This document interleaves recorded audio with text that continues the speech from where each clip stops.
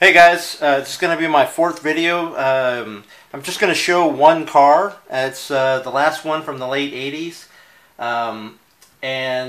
Before I begin, I do want to touch base on some props out to some people that subscribed. I didn't expect all of this, and I appreciate it. I'm not looking to monetize this video.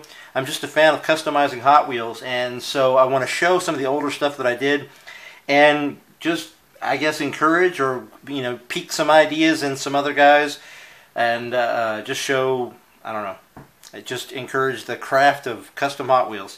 So before we begin, I want to thank again Smooth Criminal. He was my first subscriber. My second subscriber was Pooh Chef Mero B. If you haven't seen these guys' channels, Pooh is Pooh Chef Mero B does crazy customs. He's really good, and I'm a big fan of his stuff. King Hot Wheels, Kevin A. Creedon, Mickey Griggs, Mikel Alonso, El Mendigo 2700, and I, Marky Mark.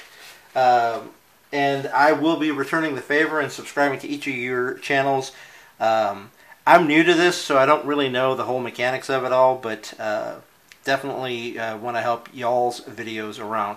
So let's go ahead and get started with this 1989 ERTL. It came out with a casting, one of their best, most popular off-the-pegs castings. It was the 1989 Batmobile.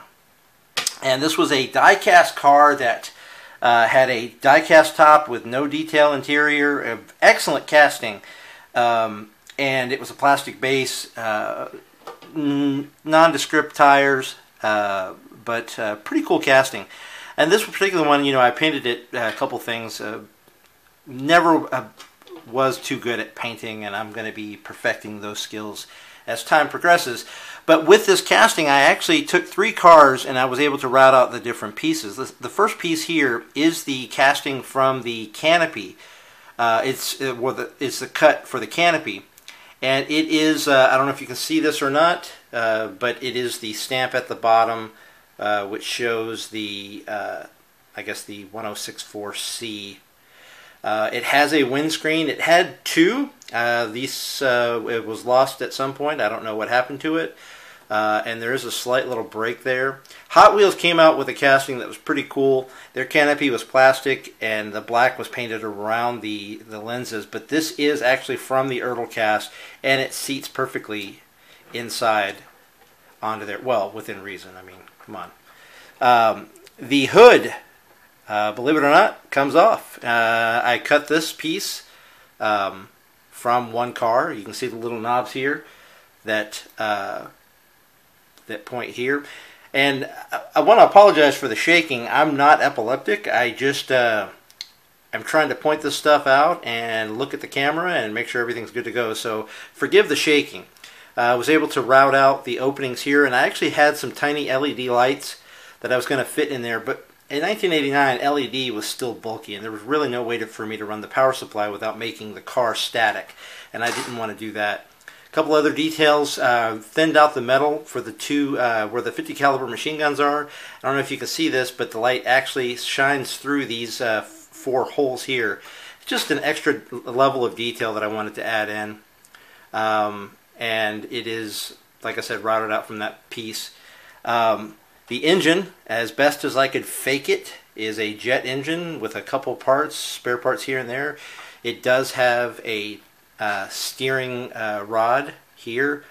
The air intake for the turbine engine is actually the hub from a Real Rider, the early casting of the wheels, and encased to fit the hood. A couple of other details here and there. I did do an interior.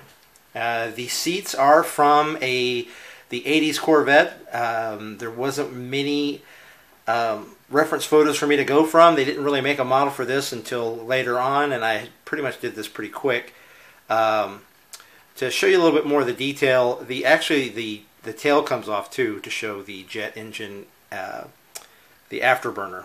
And the best way to do this is just take this off and show you how this came together. There's the stop that I created for the back hood. I wanted to make a hinge, And I started to improve my hinge making techniques. The next video is going to show that.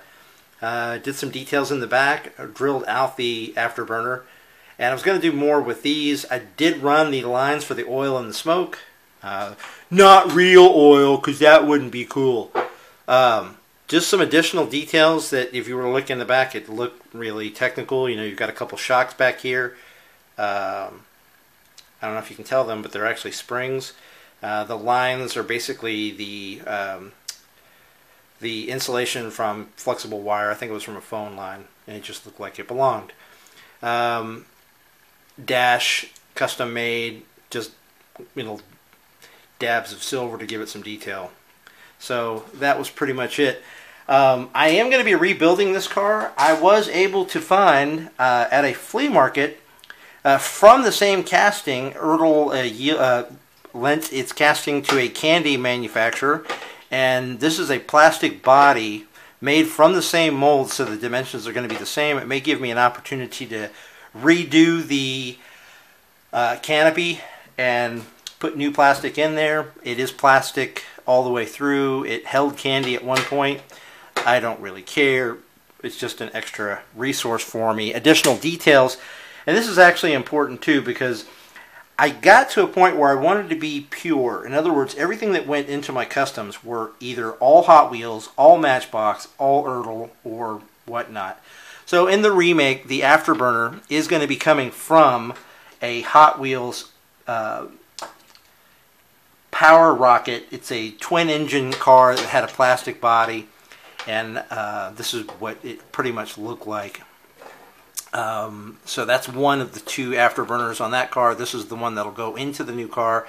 It's just die cast with a lot of detail. I may do something with this plastic insert here for the engine, for the air intake. It's just something to kind of keep it pure. So that is the Batmobile. I'm going to post this one up there, and again, I appreciate the subbage, and I will return the favor, and you guys have a good one.